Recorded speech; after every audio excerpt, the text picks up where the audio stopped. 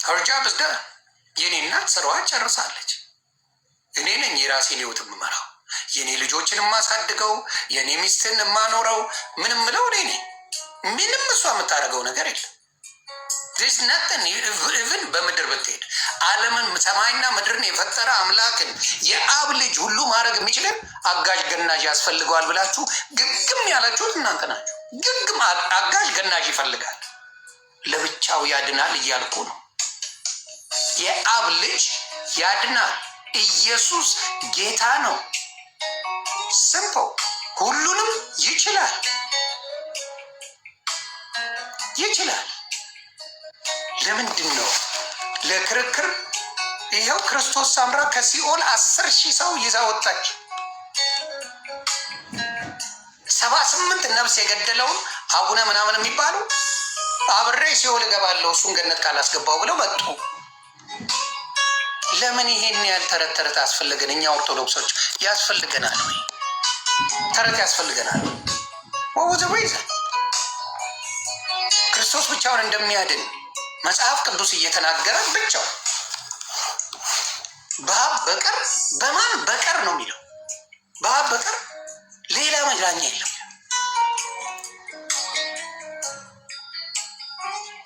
ላንብበው። በቀር በቃ ሌላ እኮ የሚል የለ ቢል እኮ ደስ ይለኛል። በቀር ካለ ከዚህ በቀር ካልኩ በቃ ከዚህ በቀር አይሆንም ማለት ነው። ቃል በቃል ነው የተጻፈው። ቃል በቃል ሐዋርያ ስራ ላይ ነው ያለው።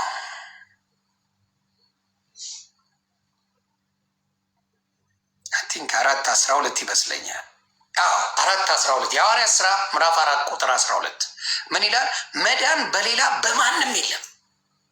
መዳን በሌላ በማንም የለም። አንደበትን ዘንድ የሚገባን ለሰዎች የተሰጠ ስም ከሰማይ በታች ሌላ የለምና ማንም። ከዚህ በላይ መጽሐፍ ቅዱስ ምን ብሎ ይንገረን? እስቲ ዘግቡ። መጽሐፍ ቅዱስ ነው የሚለው። ዮኒ ማኛ አይደለም፣ ሌላችን አይደለም። እናንተ የምትፈልጉት ሌላ ቲፎዞ፣ ሌላ አጋዥ ትፈልጋላችሁ ፎር ኖ ሪዝን። ሌላው ደግሞ ነግራችኋለሁ። ዮሐንስ 3:16 ላይ በእርሱ የሚያምን ሁሉ የዘላለም ሕይወት እንዲኖረው እንጂ እንዳይጠፋ እግዚአብሔር አንድ ልጁን እስኪሰጥ ድረስ ዓለምን እንዲሁ ወዷል። እንዲሁን የወደደን በስራችን አይደለም። ተወደን አናውቅም። በስራማ ዱቄታም ነን። ዱቄታም በስራ አልተወደንም። አያችሁ አይደለም? በእርሱ የሚያምን ሁሉ የዘላለም ሕይወት እንዲኖረው እንጂ እንዳይጠፋ እግዚአብሔር አንድያ ልጁን እስኪሰጥ ድረስ እንዲሁ ወዷልና ይላል። እናንተ የምትከራከሩት እኔ የሚያሳዝነኝ ሽንጣችንን ገትረን የኦርቶዶክስ ልጆች ስለ ክርስቶስ እንደዚህ ብንከራከር ወይም ደግሞ ብንናገር ስሜታዊ ብንሆን ደስ ይለኛል። ኦርቶዶክስን ስሜታዊ የሚያደርግን የተጨማመሩት ነገሮች ናቸው። የተጨማመሩት መጽሐፍ ቅዱስ ላይ በሌለ ነገር የምንገዳደል፣ የምንሳደው፣ ብዙ ነገር የምናደርገው በዛ። ስለዚህ እጅግ ያሳዝናል። እኔ እስቲ አሁን እንትናን ማግኘት ፈልጋለሁ እንዳልክ ሄድነ። ስለዚህ አሁንም ልንገር፣ ክርስቶስ ከበቂ በላይ ነው። አይበቃኝም ካልክ ጨማምር አንተ። ክርስቶስ አብ ወልድ መንፈስ ቅዱስ አይበቃኝም ሌላ ጨምሬ ነው ምድነው ካልክ ይጎሄ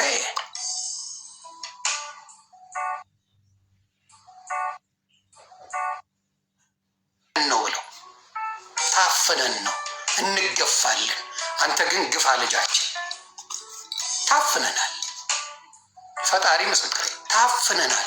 እንዳንናገር ተይዘናል ካልን ስማችን ይጠፋል። እንጀራ እናጣለን። ልጆቻችንን አሳዳጊ ነን፣ ሁሉን ነገር አድራጊ ነን ይላሉ። ታፍነን ነው የሚሉት።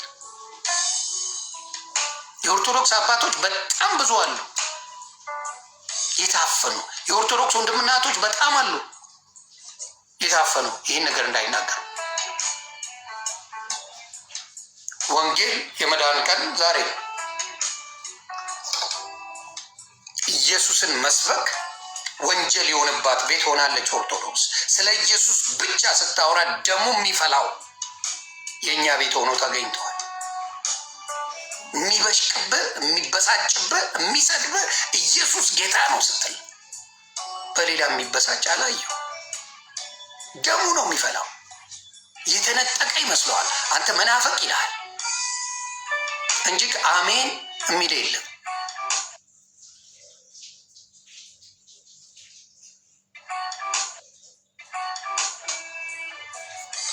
ማርያምን ስትጠራ ነው የሚደሰተው የኦርቶዶክስ ወንድምና እህቶች። ማርያምን፣ አርሴማን፣ ክርስቶስ ሳምራን ስትጠራ የመቼ ትመቻቸዋል። ኢየሱስ በስሙ ስትጠራው የመብሸቅ ነገር አለና እንዳልክን ብጠሩልኝ ደስ ይለኛል። ባወራ እንዳልክን ጥሩልኝ።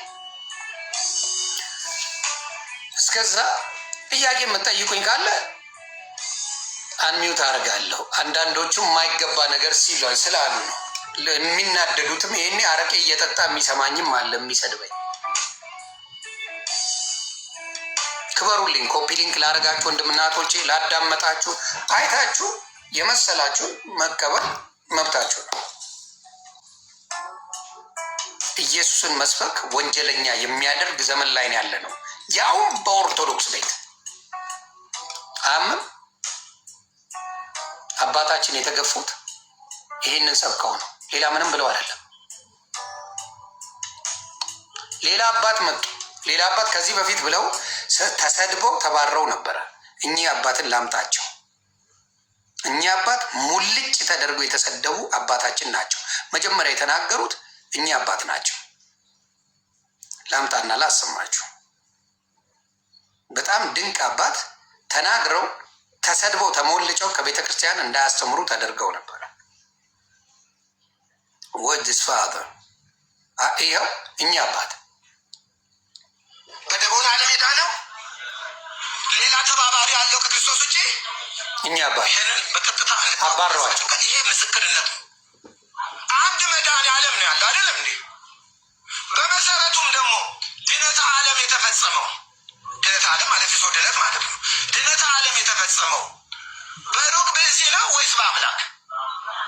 በአምላክ አይደል? ሌላ ተቀላቀልንበት ሌላ አምላክ አለ እንዴ? ታዲያ እዛ ውስጥ ገብቶ ያን ነገር የሚሰራ አንድ አምላክ ነው አይደለም ያለ ነው። ስለዚህ ይህን ሁሉ ያፈርሳል። ድነት በደቡ አይደለም፣ አንድ መድኃኔ ዓለም ነው ያዳነን። የመድኃኔ ዓለም እናት ትባላለች አይደል እንዴ? የመድኃኔ ዓለም እናት ትባላለች እንጂ መድኃኒት አትባል። ተግባባን? አያችሁ፣ የመድኃኔ ዓለም እናት ትባላለች እንጂ አምላክ አትባልም። ትክክል። ይህም በቅጡ እናወቀው። ሌላውን ነገር እየጎተቱ ወደዛ የሚወስዱት እንግዲህ ምን ለመስበክ እንደፈለጉ አዲስ ወንጌል ያልሰማነውን ያላየነውን ነገር ማለት ተባረኩ አባት እና ብለውም ፍጡሩም አይደለችም አሉ። አዎ በጣም እኮ የሚገርም ነው። ፍጡር አይደለችም እና ታዲያ ምን እንበላት እንግዲህ? ይሄ ልብ አድርጉት። አሁን እሷን አከበርን ብለው ነው። እሺ ምስጢረ ሥጋ አልፈረሰም እዚህ ካለ አምላክ ሰው ሆነ ነው አይደል? ምስጢረ ሥጋ ሰው ማለት የተፈጠረ ነው አይደል?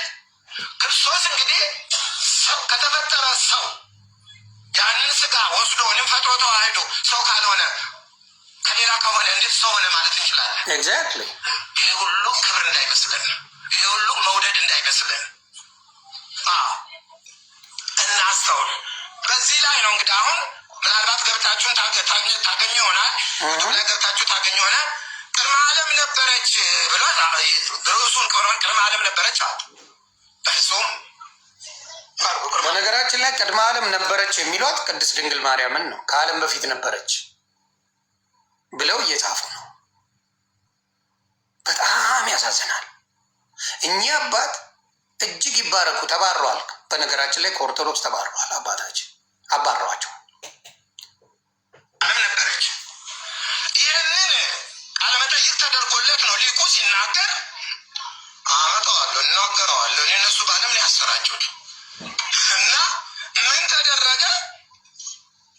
ስለዚህ ማብራሪያ እንዲሰጡ ቀረቡና እግዚአብሔር ሰማይና ምድርን መጀመሪያ ፈጠረና አለ። ከዛ በኋላ ሚካኤልን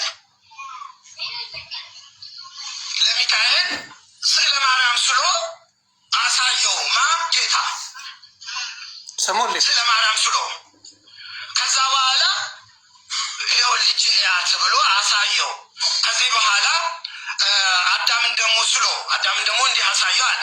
ገና ከመስራቱ በፊት ይኸው ልጅ ተረት አይደል? ዛሬ ያለውን እምነት ያለውን ትክክለኛውን መቀበል ዓለሙ እየተንገዳገደ ያለ የሌለ ነገር ይነገራል። ይህም በዓለም ላይ አሰራጨ በኢትዮጵያ ኦርቶዶክስ ተዋሕዶ ቤተክርስቲያን። ከዛ በኋላ ምን አለ ደግሞ እያማከረ ነው፣ ሚካኤልን እያማከረ ነው የሚሰራው ጌታ። ይህልኝ እኛ ሌሎችን መናፍቃን ሌሎችን እንዲህ ናቸው እንላለን። በእኛው ዘንድ ብዙ መናፍቃን አሉ። ታንኪዩ አባታችን ሰባኪዎች አሉ። እኔ ከነ ማስረጃው ይዤዋለሁ። እናንተ ማየት ገብታችሁ ማየት ትችላላችሁ። ዩቱብ እንሰጣችኋለሁ። እዩት፣ ስሙት። በዚህም ላይ ይህንን ስታዩ ቤተክርስቲያኒቷ ምንም ታዛቢ የሌላት ምንም ተቆርቋሪ የሌላት ዝም ብሎ የመርዝ በለዋ ላይ ሲለቀቅባት ሀይ የሚል ክፍል እንደሌለ ነው የሚያሳየው። እንዲህማ ጠባቂዎች ቢኖሩ የሁሉ ጳጳስ እያለ ምን ማድረግ ነው? እንዴት እናገራለን? እንዴት እናገራለን? አባችሁ ተቀመጡ። ይህን ለዓለም አታሰራጩ ማለት ይችሉ ነበረ። እና ከዛ በኋላ ሚካኤልን ሲያማክር ሚካኤል ደግሞ ምን አለ? እርሷ እስከምትቀር አለ ሚካኤል ሀሳብ ሲሰጥ ማለት ነው። እርሷ ከምትቀር ምን ይሆን? ይሄንን ፍጠረው። የትኛውን? አዳምን። ወይ ጉድ! በጣም ያሳዝናል። በጣም እሺ፣ ምን እንመልሳለን? እንዲህ ብላችሁ ትሰብካላችሁ እናንተ ሐሰተኞች። እግዚአብሔር ጋር ተማክራችኋል ወይ? ነበራችሁ ወይ? የታያችሁት? ለዚህ ማስረጃችሁ ምንድን ነው ብለን ብንጠየቅ ምን ነው የምንመልሰው? ዝም ብዬ ኦርቶዶክስ ነኝ ብዬ ነጠላ ለብሼ ቤተክርስቲያን መምጣቱ አይደለም ነገሩ። ምንድን ነው የሚመልሰው? ለዚህ ማነው ለዚህ ኃላፊነቱን ወስዶ ይሄን ነገር መልስ የሚሰጠው? እና ከዛም በኋላ ምን አለ? በል እንግዲህ ይችን ስል እሱንም እሷ ከምትቀር እሱን እፈጥረዋለሁ። አዳምን ይፈጥራል ማለት እሷ ከምትቀር እፈጥረዋለሁ። እስከዛ ድረስ በሚካኤል ክንፍ ላይ ትቀመጥ። ይኸውልህ በአደባባይ ነው፣ ገብታችሁ ማየት ትችላላችሁ። አስፈላጊ ከሆነ ይሰጣችኋለሁ። ሁላችሁ ዩቱብ ላይ ገብታችሁታል። ለ5500 ዘመን በሚካኤል ክንፍ ላይ ነበረች። ማናት እርሷ? እንዲህ አይነት የሚቀለድባት ቤተክርስቲያን እመቤታችን አዳም ከመፈጠሩ በፊት በሚካኤል ክንፍ ላይ እስከዛ አዳም ተፈጥሮ እስኪቆይ ለ5000 ምናምን ዘመን የሚል መጽሐፍ አለ። ምናምን ተቀምጣ ነበር። እንደዚህ ብለው ነው የሚዋሹት። የክርስቶስን ስራ ማርያምን ከፈጣሪ በላይ አድርገው ነው የሚሰብኩት። ይኸው አባታችን ነው የሚያጋልጡት። ይሄን ሪከርድ እያደረጋችሁ አሰሙልኝ በደንብ። ይኸውልኝ እግዚአብሔር ይገስጻችሁ። ሌላ ምለው የለም። እንዲህ አይነት ጨዋታ የሚጫወቱባት ቤተክርስቲያን ግን ይሄ ሁሉ ከጊዜ በኋላ የመጣብን ነው። አባቶቻችን በደማቸው ነው ያቆዩት። እዛ እንደ ኩሬ ውሃ ከማንም ሳትደርስ ተከብባ ሀገሯንም ሳታስደፍር ሃይማኖቷን ሳትደፈር ነበር። ዛሬ ግን ሁሉም ሰው እንደፈለገ ሚናኝባል። ሀገሪቷም ያው እንደምታውቁት ሆናለች። ሃይማኖቱም እንዲህ እየሆነ ነው ያለው። እኔ ከዚህ በፊት አንዱ ሚካኤልና ዲያብሎስ ተዋጉና ሚካኤል የእመቤታችንን ስዕልና መስቀል ይዞ ዲያብሎስን አሸነፈ ብሎ ሰበከ። እሱም ዩቱብ ላይ አለ። ነገር አልኩኝ እኔ ለጊዜው ልጆቹን ሰጥቼ እዩት፣ ይሄን ነገር ይሄ ስህተት ነው እንዴ። ገና ሚካኤልና ዲያብሎስ የተሻረው እኮ ገና በዕለተ ፍጥረት ነው እኮ። ትክክል። አሁን በዛን ሰዓት መስቀል ነበረ፣ እመቤታችንስ ነበረች። እንዲህ ብሎ እሱ ሰብኮ ሆኖ እንዲህ የሚለው ብዬ መቼም የማይቀረው ነገር የለም ብለን አለፍ ነው። መቼም ለጊዜ ምን ማድረግ እንችላለን? ከዚህ አለፈ ምን ማድረግ። ለካ ምንጩ እዚሁ ይኖረዋል። ትልቁ ጋር ነው ምንጩ ያለው። ምንጩን አሁን ደግሞ ትልቁን አገኘሁት ማለት ነው። ይባስ እሱስ ስዕሉም እመቤታችንን ስዕልና መስቀል ይዞ ዲያብሎስን አሸነፈ። ይህንን ብቻ ነው የተናገረው። ይህም ቢሆን ስህተት ነው። ይሄኛው ደግሞ ትልቁ ደግሞ ምን አሉ? ሚካኤልን አማካሪ መልአከ ምክሩ ይባል። እንደው ለመሆኑ እግዚአብሔር ከሰው ጋር እየተመካከረ ነው ፍጥረት የሚፈጥረው? ማን አማከረው እኮ ነው ያሉት እነ ኢሳያስ። የእግዚአብሔር አማካሪ ማን ነው? እንግዲህ እግዚአብሔርን አማካሪ ናቸው። አማካሪ አለ። የሚያማክሩት ደግሞ ሰዎች ናቸው፣ ፍጡራን ናቸው እግዚአብሔር የሚያማክሩት። ስለዚህ ኦርቶዶክስ ቤት የተሰራው ቆሻሻ ነገር መውጣት አለበት። ኦርቶዶክስን የሚያዋርደውን ነገር አውጥተን መጣል አለብን። እንደነዘበነ ያሉ ወራዶችን ኦርቶዶክስ አውጥታ መጣል አለባት። ለመወደድ ብለው እግዚአብሔር አማካሪ እንደሚያስፈልገው አድርገው ኦርቶዶክስን የሚያዋርዱብን እነዘበነ ናቸው። ያለ እውቀት የሚፈልጉትን ሚዳቆ መጣ አበሰረች። የአህያ አንገት እየተቆረጠ እየተሰካካ ሄዱ። 78 ሰው ነፍሰ በላ የነበረው ምን አደረገ? እኔም አብሬው ሲኦል እገባለሁ አሉ። እሱን ካላተረፍከው አስቦኛል ብለው ተረት በተረት አድርገው ኦርቶዶክስን ራቁቷን አስቀሯት። 40 ሚሊዮን ጴንጤ ያመጡብን። 40 ሚሊዮን ጴንጤ ነው። አሁንም ጴንጤ ይጎርፋል። ከጴንጤ እንዲመጣ አንድ ነገር ነው መጠየቅ። ቅድስት ድንግል ማርያም ታማልዳለች የሚል መጽሐፍ ቅዱስ ላይ ያዛችሁና ጴንጤ በሙሉ ኦርቶዶክስ አድርጉት። ተረት ነው ኦርቶዶክስን የጨረሳት። ተረት መጽሐፍ ቅዱሳዊ ያልሆነ ነገር፣ ያልተጻፈ ነገር፣ ያልተባለ ነገር ኦርቶዶክስን አዋርዶብናል። አባታችን ተናገሩ። ከአንድም 2 አባታችን ተናገሩ። 2 ትልልቅ የተባሉ በኦርቶዶክስ የተወደዱ ሰዎች ተናገሩ። ጭራሽ አባታችንን ይቅርታ ያስጠየቁ ምን ብለው እንደሆነ ታውቃላችሁ? ጭራሽ ለኢየሱስ ክርስቶስ ቤዛው ናት ማርያም ብለው ነው መጨረሻ ላይ ጽሑፋቸው ላይ የተናገሩት። አባታችን ጭራሽ ለክርስቶስ ቤዛው ማርያም ናት ብለው ተናገሩ። እጅግ ያሳዝናል። እጅግ የሚያሳፍር ነገር ኦርቶዶክስ ቤታችን ውስጥ ገብቷል። ክርስቶስ ልቦና ይስጠን። የዓለም መድኃኒት የሆነው ኢየሱስ ልቦና ይስጠን። እያጣራን እያነበብን ስንሄድ ነገሮች ይስተካከላሉ። ክርስቶስ የሰራውን ስራ ሰው እየሰራው ነው እያሉ ስም ነው የሚያጠፉት። ስለዚህ እኔ የምጠይቀው እንትናን ነው የምፈልገው፣ እንዳልክን ነው የምፈልገው። መሪጌታ የሚባሉ አባት አሉ። እስቲ እሳቸውን ላስገባቸው እና እንስማ እስቲ።